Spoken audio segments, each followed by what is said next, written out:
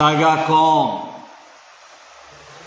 বেশি মাল টানতে পারে না, বেশি লোড টানতে পারে না, বেশি দ্রুত ছুটতে পারে না, বেশি দিন টিকবে না। বিজেপি সরকার হলে পরে ডাবল সরকার। বামফ্রন্ট 25 বছর যা করেছে সেই 25 বছরের ডাবল হবে, 3 ডাবল হবে, 4 ডাবল হবে। রাস্তা ডাবল, স্কুল ডাবল, হাসপাতাল ডাবল, অফিস কাছারি ডাবল, কর্মচারী ডাবল, বেতন ডাবল, ভাতা ডাবল, রেগা ডাবল, মজুরি ডাবল। কমসে কম তার চেয়ে বেশি হবে। কারণ বিজেপি মানে হলো কেন্দ্রের সরকার, রাজ্যের সরকার। ঠিকই তো, যুক্তি তো খারাপ না, অনেক বেশি পাওয়ার, ভালো কথা। এবং তাদের কথা বিশ্বাস করে মানুষ ভোটও দিয়েছে। অন্তত 2018 ইংরেজিতে যে ভোটে ত্রিপুরা যে বিজেপি আইপিএফটি জোট সরকার, অন্তত সেই ভোটে 56 ভোট হয়েছে। বিজেপি এই গত 23 জুন তারিখে ওই 8 বর্দোয়ালিতে মুখ্যমন্ত্রী ডাক্তার মানিক সাহাকে জিতানোর জন্য রূপাইশ্বরীর লোক নিয়ে ভোট দেওয়াতে হয়েছে।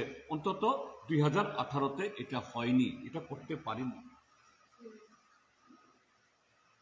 গত লোকসভা নির্বাচনে, গত এডিসি নির্বাচনে, গত পঞ্চায়েত নির্বাচনে যেরকম ভাবে 56 ভোট হয়েছে, নগর পঞ্চায়েতের ভোটে যেরকম 56 ভোট হয়েছে না, 2018তে 56 ভোটে বিজেপি সরকার এসেছে। এটা কেউ বলে না, আমরাও বলি না, এই অভিযোগ আমরা কখনো করিনি। কিন্তু মানুষ ভোট দিয়েছে। কেন ভোট দিয়েছে? কারণ স্বয়ং দেশের প্রধানমন্ত্রী, স্বয়ং দেশের অর্থমন্ত্রী, তৎকালীন স্বরাষ্ট্রমন্ত্রী তাবর তাবন্যতে এসে বলছেন, হাম দিল্লি সে আয়া হুঁ, দিল্লি থেকে এসেছি আমরা, ত্রিপুরার লোকদের জন্য কিছু করব। এই পাপ কার্যে লিপ্ত হয়েছে। সেই বাইক বাহিনীর লোকরাও কেউ বিশ্বাস করেন যে না, আগামী 200 দিনের ডাক্তার মানিক সাহা গত 52 মাসে যে কাজটা ত্রিপুরা যে হয়নি সেই কাজটা করে ফেলবে।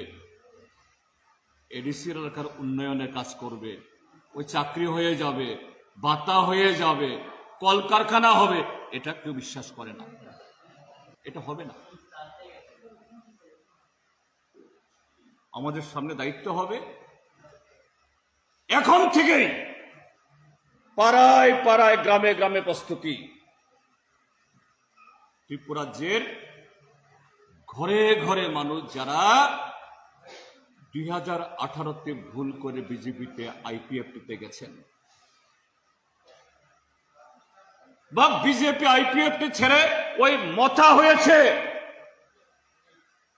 ত্রিপুরালেন হয়নি, কিন্তু আরো বড় ত্রিপুরালেন পাবো মনে করে।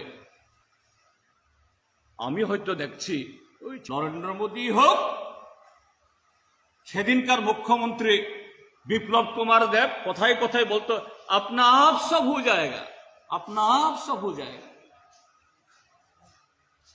ত্রিপুরা সঠিক দিশা में चल रहा है।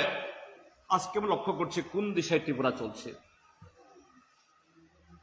এবং এসব করতে করতে সে তার প্রাপ্য শাস্তি পেয়েও আজকে বিদায় হয়ে গেছে। আর আজকে বাকিরা যা বলছে, এই সমস্ত মিষ্টি মিষ্টি ভাষণ ওই ডাক্তার মানিক সাহা বলছেন। যখন 56 ভোট হয়ে একটা সার্টিফিকেট নিয়ে বের হলো, তাকে জিজ্ঞেস করছে যে মাননীয় মুখ্যমন্ত্রী মহোদয়, আপনি জিতেছেন, আপনি খুশি? হ্যাঁ, আমি খুব খুশি, আমি তো Guinness book of world record. ওই কৌশিক নাকি কুবুর জেনে বলেছে, জুমলা বুক অফ ওয়ার্ল্ড রেকর্ডে আমার নাম। আমি, হ্যাঁ, কৌশিক নিয়ে বলছিল যে আমি এমএলএ, আমি এমপি, আমি মুখ্যমন্ত্রী, আমি কংগ্রেসের সভাপতি, আমি চোর, আমি ডাকাত, সব জুমলা বুক অফ ওয়ার্ল্ড রেকর্ড।